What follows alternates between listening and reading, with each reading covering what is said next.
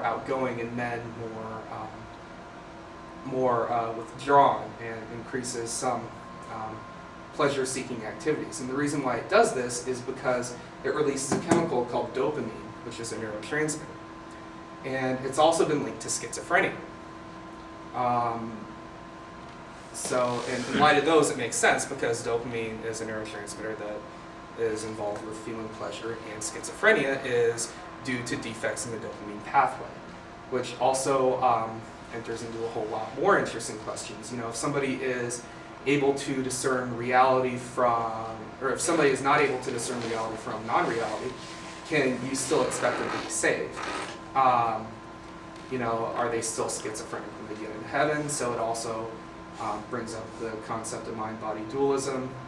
But just the concept that this being would allow a parasite that directly violates our own free will, that's kind of what makes that argument go down the drain for me, especially, it's also been linked to birth defects and spontaneous abortions. More fetuses are spontaneously aborted than, even the most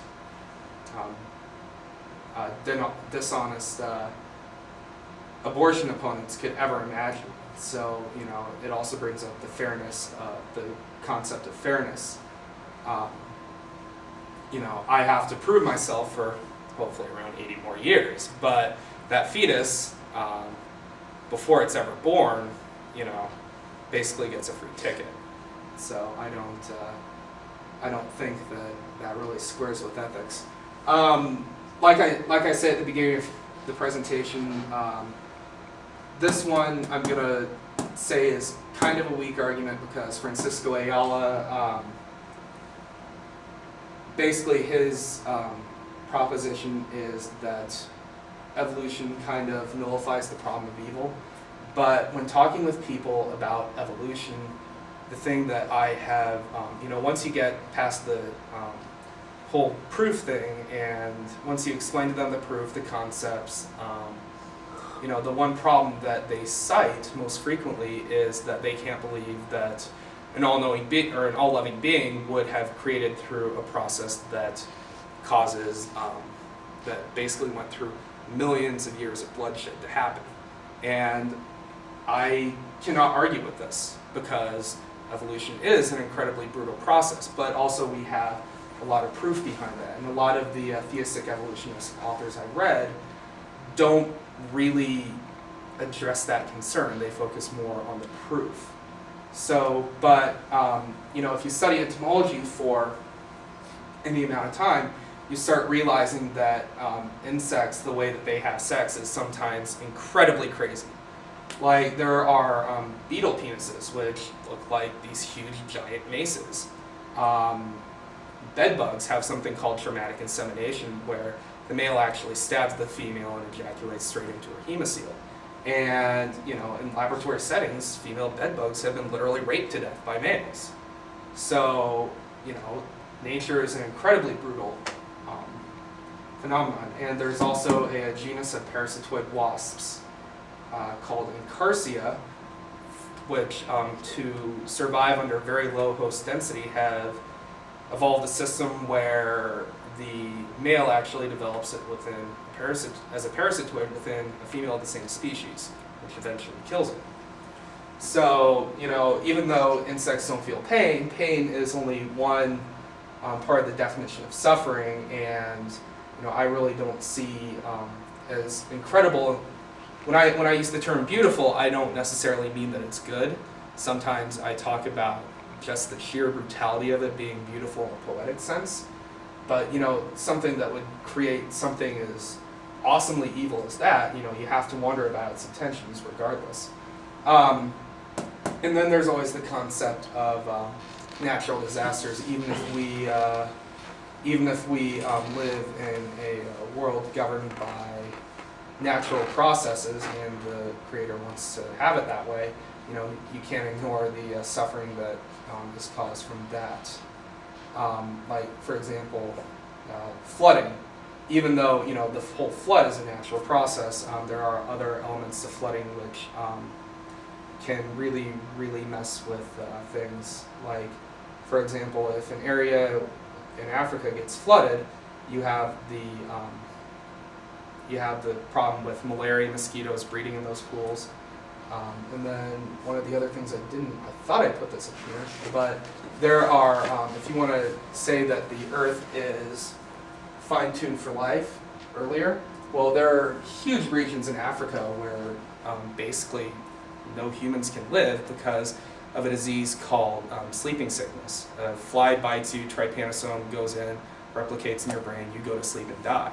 And the only treatment for this is a chemical which, if, it's really too bad we didn't have 10 people in here, but basically 1 out of 10 times it's fatal. So if there were 10 people in this room, we all had, and all of us got treated for sleeping sickness, one of us would die just because of the treatment. And even that parasite shows signs of resistance to that treatment. And oh, they also have to inject it through a glass syringe because it'll melt plastic. So the way that I kind of cope with the problem of evil is it's really not a problem. The universe is really indifferent to us. We existed for millions upon millions of years before, or the Earth existed for millions upon millions of years before humans ever came on the scene. And even if all the mammals died off, not just humans, but mammals, died off in the world, things would still be relatively similar. Whereas if all the insects died off, every single ecosystem in the world would collapse. I think to suffer just is, a byproduct of existence. Simply put, shit happens. I also don't think religion can really ever be, and I'm going to be honest with you, I have a negative view of religion. I think it would be dishonest to hide this. But if you want to explain the reasons why the world is, you actually have to, or if you want to change why the world is, you have to explain the reasons why the world is. And these are not really explainable by religion. There are cultural factors behind the actions of people. There are biological factors between the actions of disease. Physical actions between between some of the natural disasters. And understanding these as such is what's key to preventing them. And sometimes things happen for no reason at all. They just happen.